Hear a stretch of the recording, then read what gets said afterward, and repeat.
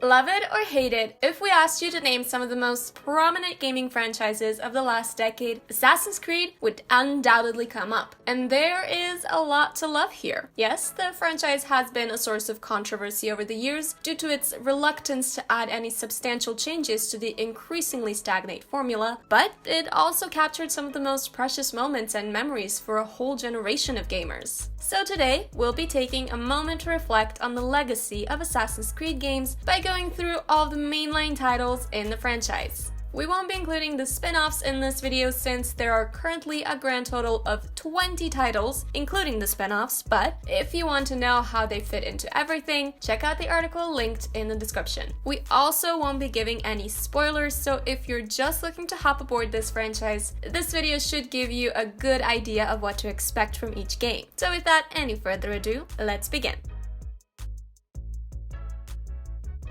Our journey begins over a decade ago, back in 2007, with the first Assassin's Creed game. And the way the game came about is actually pretty interesting. Originally, it wasn't meant to be a new franchise at all, but a sequel to Prince of Persia: The Sands of Time. Only this game wouldn't focus on the prince, but on one of his assassins. The folk at Ubisoft rejected the pitch because they felt unsure about the prospect of a Prince of Persia game that didn't focus on the titular prince. Thankfully, the mechanics of the game found their home on a new project, the Assassin's Creed. Now, the original Assassin's Creed, like all of its sequels, has a framing device set in the present and a nestled narrative set in the past. The characters from the present, in this case a certain Desmond Miles, journey back to the past using a device known as the Animus. This type of storytelling may not seem all that innovative now, but it shook the gaming world back when it came out, and it's what allows the games to visit so many diverse locations and time periods. As for the game itself, it's set in the medieval Middle East, where you take on the role of Altair ibn Lahad as he stabs, slashes, and parkours his way through the sprawling medieval cities. In retrospect, the gameplay is more like a tech demo, with a rather repetitive gameplay that would fail to capture the attention of anyone looking to give it a go for the first time 10 years after its release. At the time, however, the game was a hit, selling more than enough to warrant a sequel. Luckily, the sequel was everything everyone wanted it to be, and more. We mentioned that the original Assassin's Creed feels like a tech demo. It's very similar to the original Portal game in that sense. Luckily, it's also like the Portal game in that it has a phenomenal sequel in the form of the Assassin's Creed 2, one of the most magnificent and beloved games of the franchise. 2009's Assassin's Creed 2 sees you take on the role of Ezio Auditore da Firenze, a fan-favorite assassin in the series. The setting is also moved from the medieval Middle East to Renaissance-era Italy. It embodies what the franchise was all about at its height, simply brimming with creativity both gameplay and story-wise.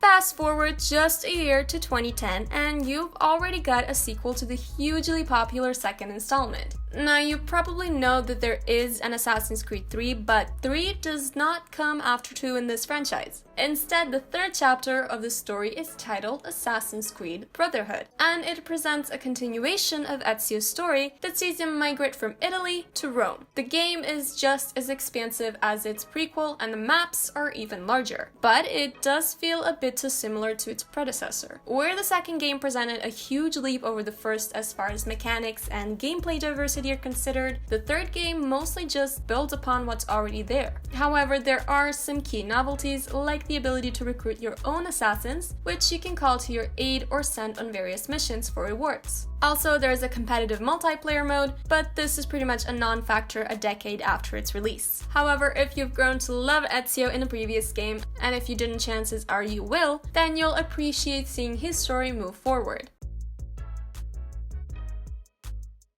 And luckily for us, Ezio's story did not end in Brotherhood. No, there's a whole trilogy revolving around this character, and 2011's Assassin's Creed Revelation is the final chapter in it. This game sees Ezio go to Istanbul, the heart of the Ottoman Empire. The change of scenery, however, is the most notable change, since the gameplay mechanics also didn't get anything more than a facelift. The most impactful change is the addition of the hook blades that enable zipline traversal as well as a few new assassination opportunities. There's was also a tower defense minigame, but let's be real, no one cares about that in an Assassin's Creed game. However, while the game might have otherwise been forgettable, it's still great thanks in no small part to the story. The conclusion of Ezio's story wrapped up quite nicely, and without spoiling anything, let's just say that it's sure to pluck at the heartstrings of any gamer who's been along for the ride for the past 2 games. And check that, 3 games since Revelation gives us the conclusion to Altair's story.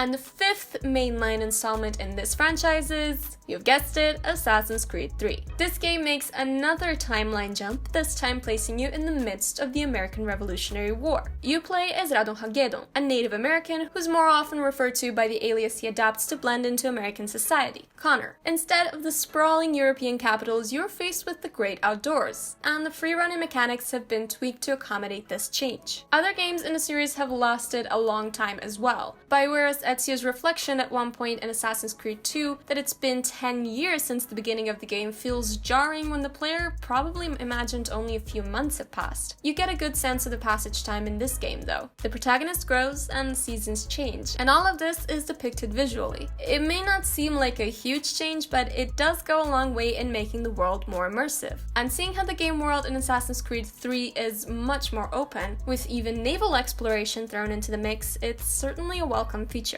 And lastly, Assassin's Creed 3 presents the final chapter in Desmond Miles' story. However, while the endings of both Altair and Ezio's stories were nicely written, let's just say that the fans weren't universally pleased with the treatment that Desmond got.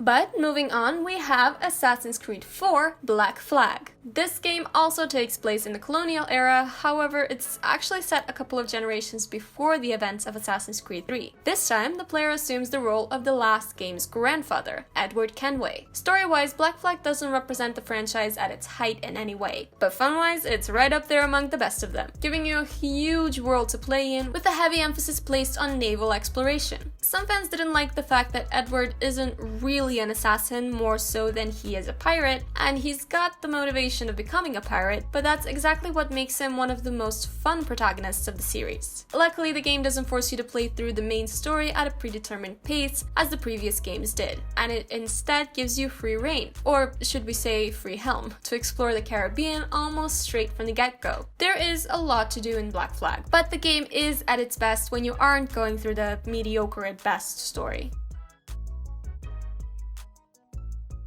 Next up, we have a strange one, Assassin's Creed Freedom Cry. And the reason it's strange is that it was originally released as a DLC for Black Flag, before being re-released independently in 2014. We know that alone is enough for most of us to roll our eyes. As you might expect, the Freedom Cry does little to distinguish itself from Black Flag, and how could it since they're pretty much the same game. The events of Freedom Cry see you take on the role of Adewale, a slave turned assassin 20 years prior to the events of Black Flag. There is actually a good amount of new content here, but overall it's definitely one of the more forgettable entries in the franchise.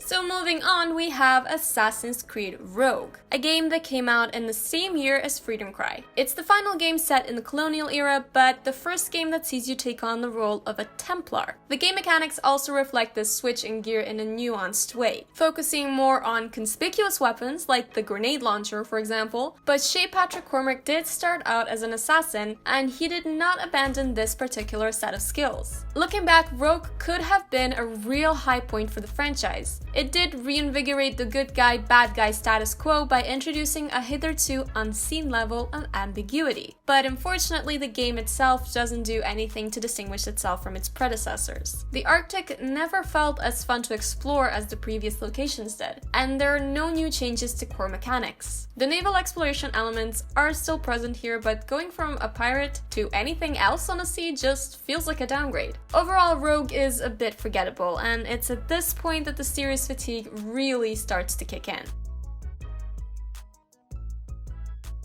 Assassin's Creed Unity is almost a polar opposite of Rogue, but this isn't necessarily a good thing. Whereas Rogue has one of the most interesting main characters in the whole series, a morally ambiguous man that challenges your entire understanding of the war between assassins and Templars, Unity has Arnaud Dorian, one of the blandest and most forgettable protagonists in the series. However, the actual gameplay is loads of fun, with the 18th century France being one of the most magnificently recreated locations so far. The fact that this was the first game developed for the PS4 and Xbox One certainly helped with that. The game puts heavy emphasis on RPG elements, making character customization one of the standout features when compared to previous titles. Sure, even Ezio had the option to wield both the rapier and maul, but he was his own person and he always played like Ezio. Arnaud, on the other hand, can assassinate whoever you want him to, making the character entirely yours. The missions are also very open-ended, and you're allowed to go about your business, which is basically killing people in whichever manner you prefer. You can be entirely clandestine, loudly overt, or anything in between. What's more, it was also the first game to feature cooperative multiplayer. Sure, it wasn't the reason people bought the game, but it was actually nicely implemented. It's just a shame that Arnaud himself was so bland and forgettable. But if we had to choose one, we'd rather have a great game with a forgettable protagonist over a forgettable game with a great protagonist.